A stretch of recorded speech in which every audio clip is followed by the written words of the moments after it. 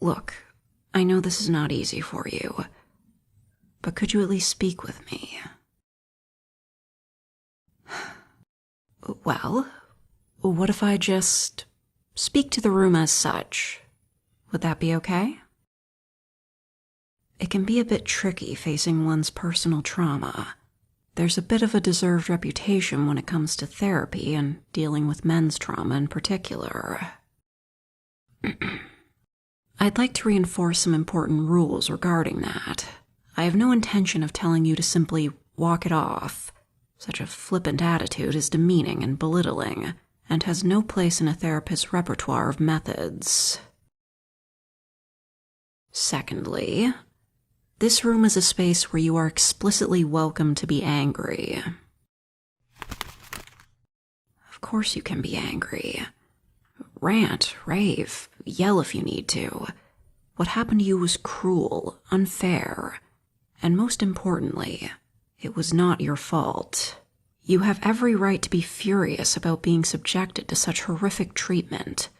I don't expect you, or any of my patients, to bottle up their emotions just to satisfy some outdated gender norms. Well, I do have expectations of respect for me as an individual, of course, and I do not expect you to be abusive or violent with me. But I'm not worried about that. After all, you aren't a violent criminal. You were someone subjected to violence at the hands of criminals.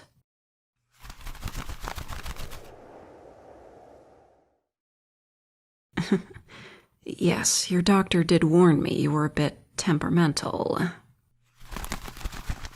Well, he is a colleague and a friend. We do talk.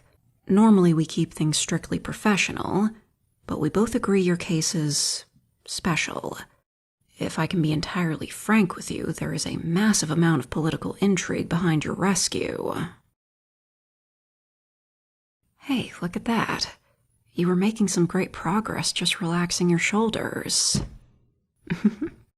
You know, the doctor told me you did that when you were annoyed. I didn't believe him when he described it, but that was actually a little cute.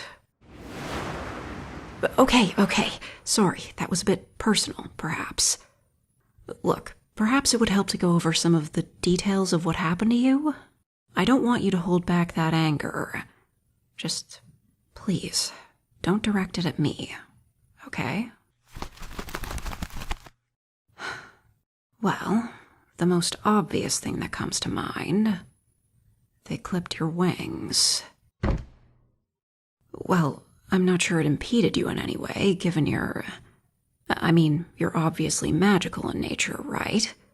Rather, it was an act of ignorance.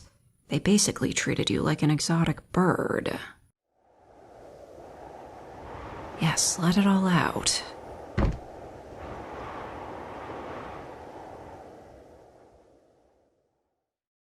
I can't pretend to understand your personal experience, but if I could interject, while those people treated you like a common animal, they are now being prosecuted, and your handler is looking at life, bare minimum.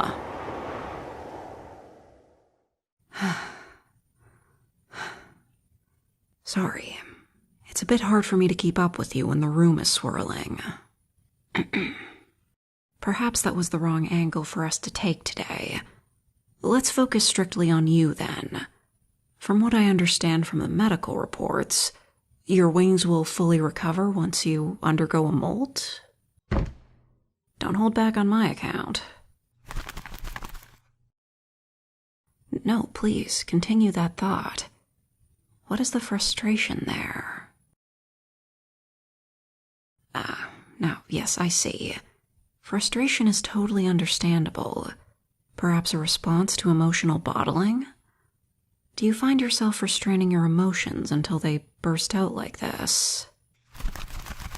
Oh goodness, no. No, that's not how anger management works. Well, not strictly anyway. No, anger management is a punishment, something of an antiquated one, really.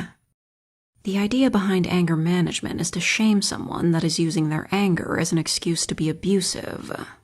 The process operates under the assumption that there are no underlying psychological conditions that need to be addressed. Well, maybe that's a bit of an oversimplification. I do happen to have some experience in that field. Goodness, no. I haven't been sent to anger management. I have chaired anger management before. However, the issue is there are simply too many angry people, and once you speak to some of them, you start to understand that while their anger may be misdirected, it's not necessarily unjustified. Well, not just that. There's also a lot of underlying psychological processes that are poorly understood. We, as a species, give ourselves a little too much credit for being sympathetic with each other. But that's why I'm here right now, to bridge that gap and speak with you. That's the second time you've redirected the conversation away from yourself. Frankly, this feels like an additional form of evasion. Let me ask, do you feel comfortable speaking with me? Well, that was refreshingly honest. No, I won't hold it against you either. You have every right to feel that way. I'm not here to tell you you are wrong or you need to be fixed. You will find there are a lot of women out there in the world, and if I can help you resolve some of this trauma, help you cope just a little bit, you might just find life that little bit easier. Yes, I believe you are very much traumatized. You have a pretty clear-cut case of what we call complex post-traumatic stress disorder. The primary difference, how the PTSD might impair your ability to communicate or connect with others. It can be a bit of a nuanced thing, but when it comes to victims of trafficking, I told you I read your file. Hey, you can speak freely here. This room isn't just a place you can be angry without judgment. You can express all the emotions you must be feeling at this moment. Men are allowed to cry. Mister, I'm well trained in this field. I can tell the difference between anger and hurt. This is hurt. You are hurt. And the healthy thing to do would be to let those emotions out. Hey, you get as angry and sad and expressive as you want, but do not try getting rough with me. I am not kidding. Step back or I will tell your doctor.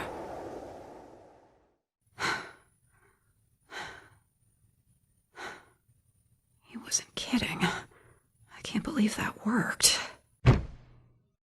Look, I am trying to help you. Please, believe me. It is not healthy to bottle up your emotions like this, and it's even less healthy to channel all of them into anger, either inwardly against yourself or outwardly against me. That is a situation where actual anger management would come up. No, I'm not going to do that to you. This might be a little confusing, but anger is both healthy and unhealthy. It's an incredibly complex emotion after all. What I'm worried about is emotional masking. Can I be entirely frank with you? The wing clipping, the restraints. From what I've read in that report, the small pouches attached to your restraints contain powdered galanthus. If I'm not mistaken, a plant suggested to suppress divine magics. That must have been deeply emasculating. That is what I'm getting at. That's a yes, then? Well, that's a little more difficult to define. Frankly, outdated opinions on personal pride have caused immense harm to the development of self-esteem in the human world. Well, that's part of the problem. The human population greatly outnumbers the demi-human population, and a lot of our culture is based purely around humanity. So when demi-humans integrate, they can find these otherwise normal cultural concepts oppressive and crushing. As a species, we are trying to push back against the concept of pride being, well, sinful. Well, as I said, I think it's an outdated concept, and I certainly don't subscribe to it. Dismissing hurt pride is no different to telling someone to walk it off. Look, I think we made some great progress today. Take a week, process what I've said, and let's meet up again at this time slot. That works for you? Job. I was under the impression you were still under the care of your doctor while your wings recover. He hired you on. No, it's not important. That's wonderful. A job means stability, and will work wonders for anchoring you during your recovery. Did DDHR set you up at the specialist apartment blocks? He did what?